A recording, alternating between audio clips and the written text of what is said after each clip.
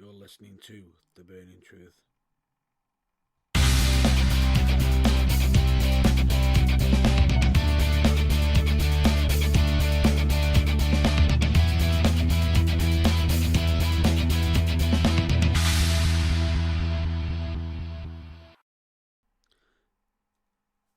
Hello, ladies and gentlemen, dude and dudettes.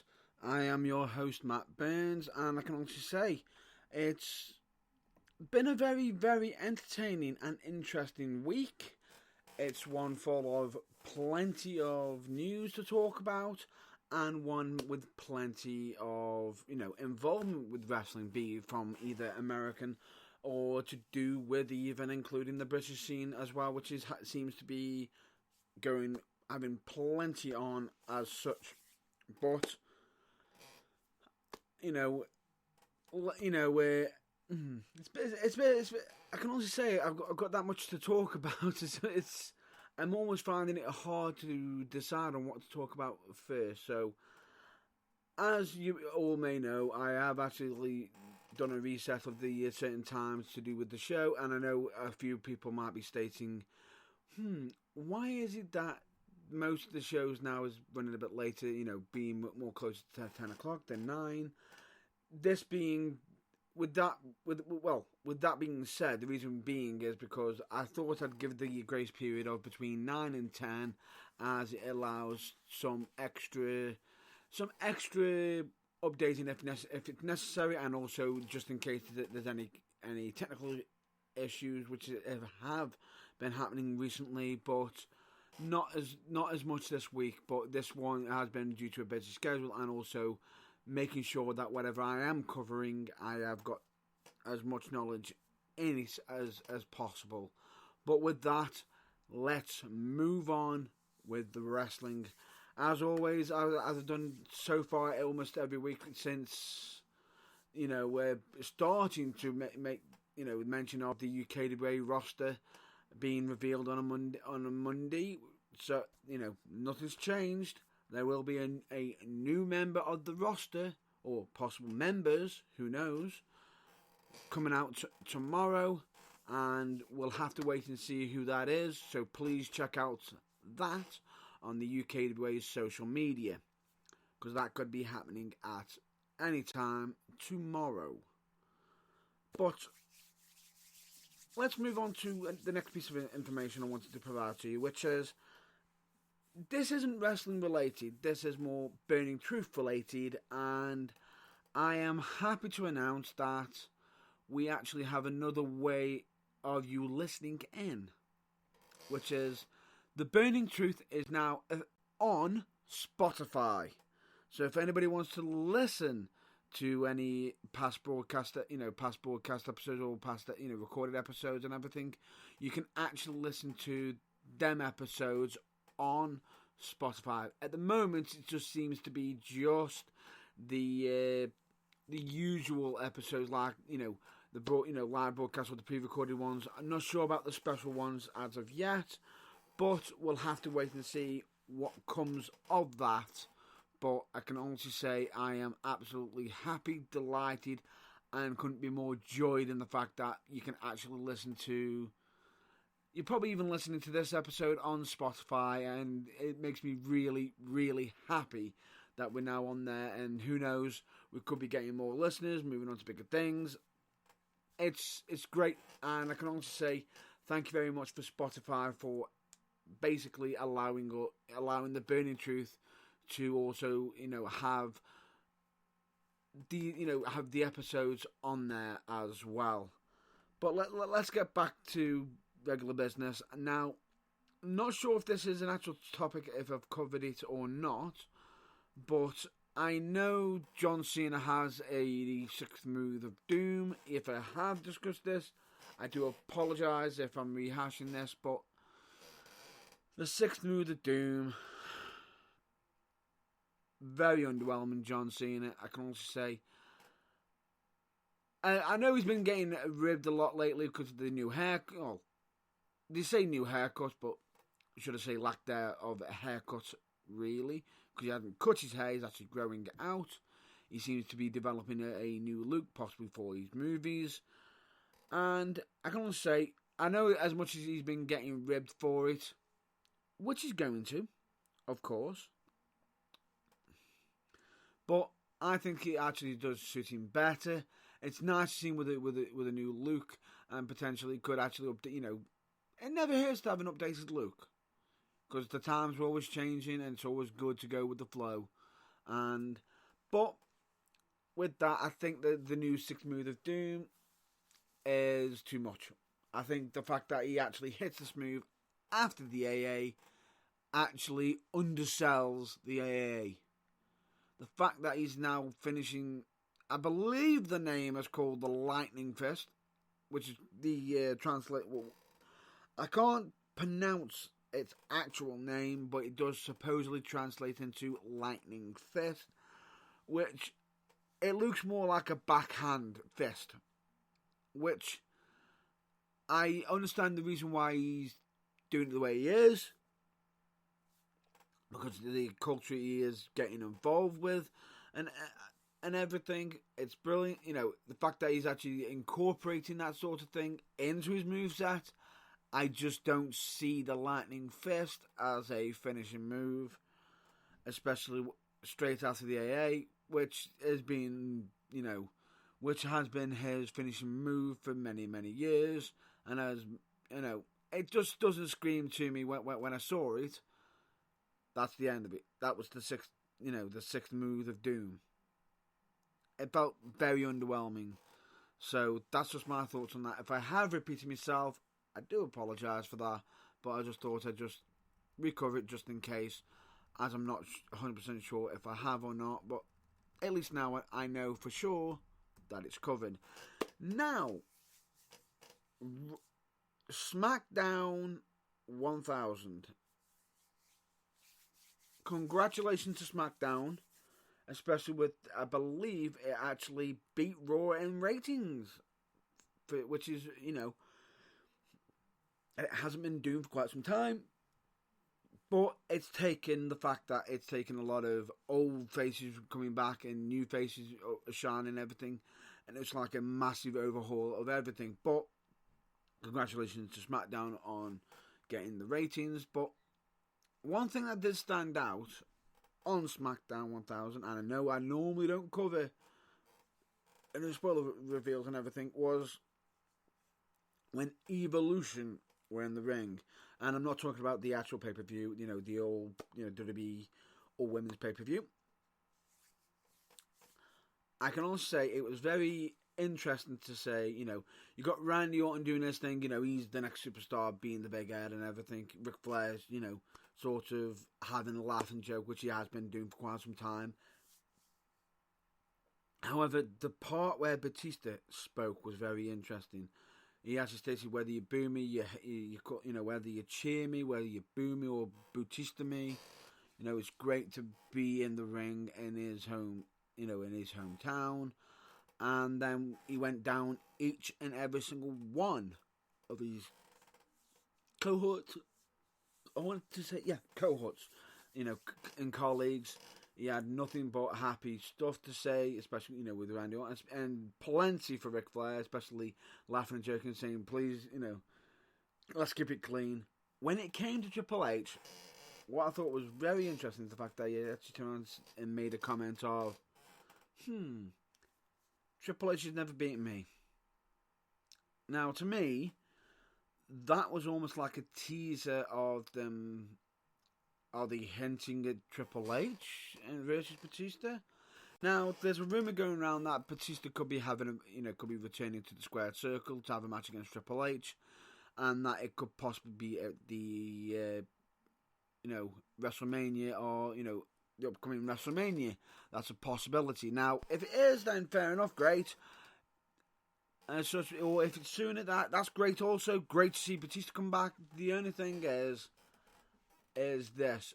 If Batista does come back into the Square Circle, one or two things are either going to happen. It's either Batista wins, story carries on, and everything, and potentially Batista could come back full time. If Triple H wins, then Batista. It'd be great to have Batista back if he is coming back for full time. If he's coming back for a moment, just to have Triple H beat him, that I think will be a bit more annoying because it'd be almost like, especially with the comment that Batista made, Triple H has never beaten me. It's almost like Triple H is bringing him back to lose against him, which would to me would be bad business. Especially with the fact that, yes, I understand that everyone can beat anybody on any time. The fact that you can't beat somebody doesn't necessarily always mean you're weak, you're not good enough. Doesn't mean that. If anything, it shows you that you're human and that you have got a crack in your armour, which makes you more relatable to the fans. So I just think it's a bit unusual how they've done it. So I just hope that it isn't the case that they're just doing this to get Batista to come back to fight Triple H, so Triple H can have that one blemish on his record that he's never beaten Batista. If that's the case, then I think that would be wasting Batista's return, be it even if it's a one-time deal or a full-time get back. Now, seeing as we discussed that, let's get on to some cheerier news, which are, much more cheerier news, which is Sasha Banks and Alexa Bliss have returned to the wrestling ring, it was actually at the house show in Bangor, Maine. I apologise for mispronouncing it, and it's good that they're back. I don't know if they are back on the main roster more so, but if they are, great. Can't wait. And the question is, with some of them, you kept it a bit quiet. Are they going to do a big return for them? And if they are, I'm looking forward to that. Definitely. We'll have to see how their big returns come into play, especially with that division and also potentially with some of the matchups that they've been building up for, WWE's Evolution, the WWE All Women's Pay-Per-View, not the stable, and see where we go from there. Now, also, in WWE-related news, we've also got WWE being possibly interested in having Ronda Rousey on Total Divas. Now, that's great, and I think it would attest to it, wouldn't take anything away from Ronda Rousey as such. And it wouldn't. It actually helped possibly build on the character, especially with the fact that as much as in Total Divas the Ballas are on there and everything, in that she's currently feuding with them to build up for Evolution. It'd be interesting to see what they do. It allows people to see another insight to Ronda Rousey.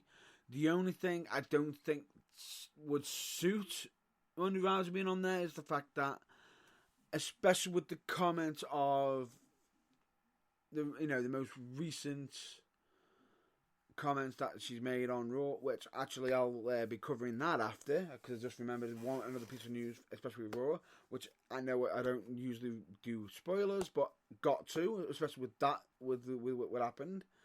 But it's interesting to see, especially with some of the comments that she made on Raw, especially with the promo that she made, which it was, I don't think Diva is what you call. So there's a possibility of, could they be changing the name of the show to something else to be able to continue it on? But either way, regardless of it, I don't think her being on Total Divas would be too damaging, even if they don't change the name. I just think it's an interesting thought, because I think Ronda Rousey could bring a new audience to it and make it interesting to see what comes of it. But we'll have to see what WWE has got planned. Anyway, let's move back to Raw, especially with that promo that Ronda Rousey cut on Raw, especially towards the Bellas. Wow. That promo that was cut by Ronda Rousey shows that she has got the chops to be able to... That was just mic drop material done. And what's so interesting to see is the fact that a lot of people are saying, who wrote that material? Who did this? You know, it's Paul Heyman behind this. You know, supposedly there is talks of that Paul Heyman could be behind some of it, but the actual words that were picked up were actually Ronda Rousey, especially some of the comments that were made, because I believe some of the words that she used in it were actually taken from when she was in UFC and she was reigning as a champion, and I believe she made some sort of similar statements along them lines. But the fact is, regardless of if she's done it previously, the fact that she'll be able to twist it and use it for wrestling shows how great, how much of an entertainer she can bring to the table, and it also shows a different side to Ronda Rousey as well. But the comments, especially the comments of, mentioning John Cena and especially knocking down doors. Good Lord. Savage. As much as I know, they got Brie mode and everything. Brie mode ain't nothing compared to Ronda mode. Or Rousey mode. Oh, good Lord. That was just savagery. But absolute brilliant. That was absolutely brilliant. Now, speaking of Evolution, there is a rumour, as much as it is a all-women's pay-per-view, that there could be a potential of there is going to be males possibly being involved in it, especially with, they might have some male referees and everything, but there could be a manager there. So, Ric Flair could be at Evolution, most likely being in support of his daughter, especially going into Evolution. We'll have Charlotte versus Becky for the WWE SmackDown's Women's Championship, and it's going to be interesting to see what they do.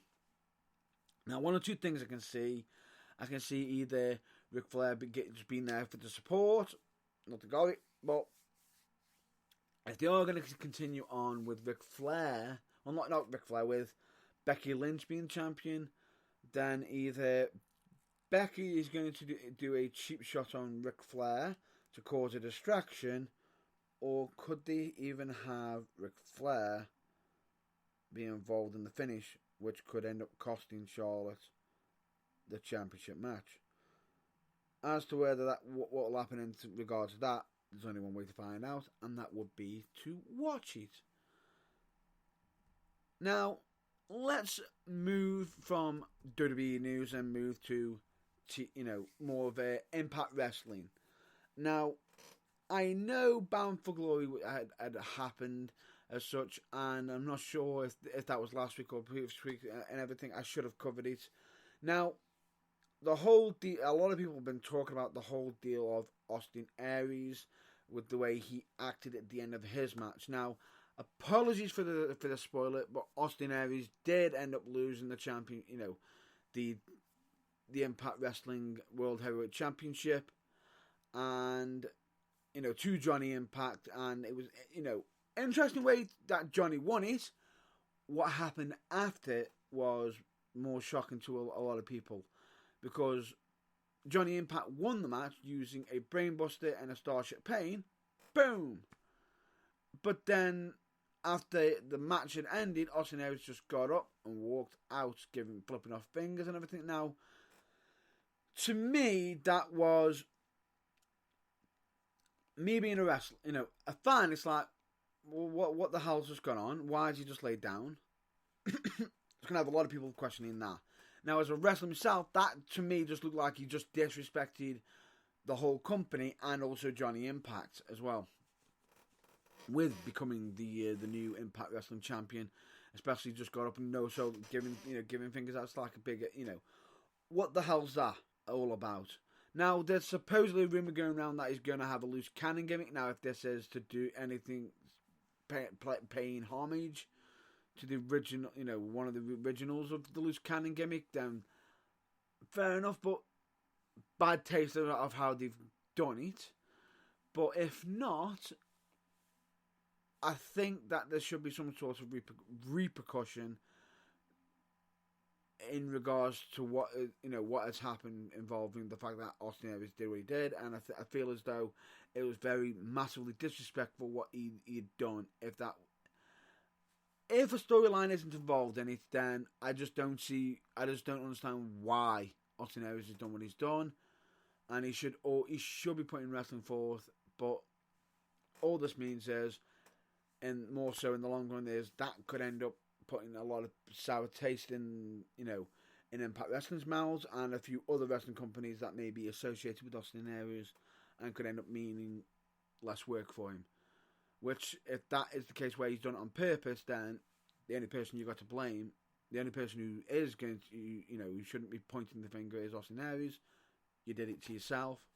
You should be putting wrestling first. Now, I've got to give massive congratulations. Now, this is aside from, this is more, I'd say, for somebody who was a former WWE wrestler, Santino Marella. Congratulations to Santino Marella and his wife for the birth of their second child, which is Marco Jason Corelli. Congratulations on that. Big props. It's always great to hear that sort of news, and from the look, from Santino's reaction, especially with his, with Twitter and everything, he's, seems to be a very happy father. Hope nothing but the best for you, Santino Marella, and his wife. Basically to the entire family, congratulations. Now, on to the independents. Let's get talking about the reports of Chris Jericho and Jim Ross starting their own company. Now, there is that rumour that Chris Jericho and Jim Ross have been, building up their own company. Could there possibility that Cody Rhodes be involved, members of the Elite, are they involved and everything? Which, with the talks of, Cody starting his own company, especially with All In being so successful. Now, it's an interesting thought, that is, I can also say, but what's interesting is it's only rumour and speculation. Nothing's been confirmed. And what makes it even more funny is the fact that Chris Jericho is making jokes about it on Twitter, saying, oh really? I could be getting this next week, that next following month. But if that is the case, Jericho could be doing that to possibly lead people off, the trail at the moment because he doesn't want anyone knowing about it. Or it could be genuine that he doesn't know anything about it. But if there's any more news in regards to that, I will hopefully be bringing that up. Now, I'm going to be discussing two things, two topics, which is WWE NXT UK. Wow, what a way to start, WWE NXT UK. I absolutely watched that show, top to bottom, great way to start the show. And I know a few people have said, oh, but the first match wasn't that great. It wasn't, wow, amazing. It was what it was. It was what British wrestling is. Solid. I know a few people are saying your first match should be, what a one-word description, and solid shouldn't be it. Which is what it was. But here's the thing. If you actually watch what they were doing, they were actually showcasing the British style. And what made me laugh is, and it was What Culture who made the comments of, it being solid but not amazing and everything. Now, one thing I thought was so interesting is they are if I'm not mistaken, British. Now, I felt as though they didn't look at it for what it was. It was British wrestling style, not American. And I thought what the lads did on that show showcase what we got. Absolute cracking way to start WWE NXT UK with their first match. But the actual whole show itself, absolutely fantastic, top to bottom, absolutely stellar. With appearances like Tony Storm, seeing Pete Dunne, Mustache Mountain, Noam Dar. Not going to be putting any spoilers out there, especially with the fact that it's on the WWE Network, which you can all watch for just $9.99. Please, Vince McMahon, I'm going to keep endorsing you even more. Remember $9.99 for WWE Network, but it was very interesting to see. But also on top of that, what was also interesting, because as I've just discussed WWE NXT UK, there's a member of that roster who I saw on the show, who I ended up seeing last night at SWA Super Show, and she was in the main event, Toni Storm. Now, no spoilers here in regards to that show, but SWA Super Show. It's got Chris Masters. It's got Jody Fleisch or Jody Fleisch, depending on how you pronounce it. El Phantasmo. Former WWE wrestler Chris Masters, and we had some twists, turns, some surprise matches. I believe some of the original announced matches got changed suddenly on the last minute. But I can also say about SWA, absolutely congratulations to the show that they put on last night. Top to bottom, absolutely amazing, and I am definitely not going to be revealing any spoilers in regard to that show, especially just in case because I believe that SWA will actually bring it out for their on demand. And if anybody wants to see how a British, how a show, should be done on the British scene, especially the indie British scene, check that show out.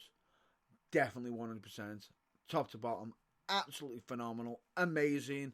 One that I was thoroughly, enjoying myself, and one I would recommend anybody to be involved on. Just to have been there was special for myself, and all people were there. Absolutely amazing show, top to bottom, absolutely amazing. Now, in regards to some news for UK Wrestling Media, I believe nothing has come of it as of yet, but the rumours are still talking and everything. But there is still rumours of the news, possible, what I had heard, but I'm not going to be mentioning what it is until I've got it 100% confirmed. But it hasn't happened yet. It could still happen, but we'll have to wait and see to see if that happens. But that is a wrap up for all the news for this week for The Burning Truth. Now let's get on to the usual plugs, which is please check out UKWA, which is UK Wrestling Alliance. Please check out UKWM, also known as UK Wrestling Media. Check out JG Printing and Stitching, do fantastic work. I also recommend you check out Mind and Changes UK, or just known as Changes, especially for health and well-being, because the information that they do provide is absolutely amazing and could end up helping yourself or even possibly someone that you know. And as I've always stated, you never know who you could end up helping. I recommend you also check out Team 4-Star. Them guys keep producing material after material after material, and I can also say I'm a bit behind on one subject of their material, which was I believe, if I'm just trying to get it right, I'm trying to remember the name of the show, but apart from just doing the Dragon Ball Z Abridged series, we've also got other shows that they also do on, and I believe they've also got their own special dub version of dub and American dub that they've done for a anime series which is coming out later on. But from information like that, you'll have to check out Team 4-Star directly themselves. But it's always interesting to see what comes about with Team 4-Star, as they always produce great content. And please check out bands as such New Breed and Kamens, always bringing out great music. And I've also got to get the shout out to Botchamania. You're welcome, Matthew. I've got to fit you in. And please check out Barely Average Studios, which is I believe a gaming review channel on YouTube. Check out Fatal Misfire on Twitch. Which if anybody wants the language, I believe it's twitch.tv/Fatal Misfire HD. They're usually on Monday, Wednesday, Friday, and they can start anytime between 7 PM and 9 PM GMT/BST time. And the last shout out, external shout out is going to be to Philip DeFranco, who we recommend everybody check out his YouTube channel.